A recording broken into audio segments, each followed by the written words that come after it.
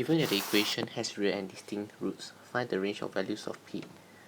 So for the equation to have real and distinct roots, we know that b squared minus 4ac has to be more than 0.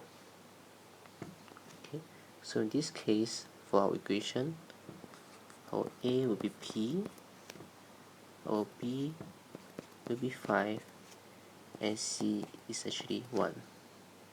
So for b squared minus 4ac, we have 5 squared minus 4 times p times 1 more than 0. And so we have 25 minus 4p is greater than 0. And we have negative 4p to be more than negative 25. And multiplying both sides by negative 1,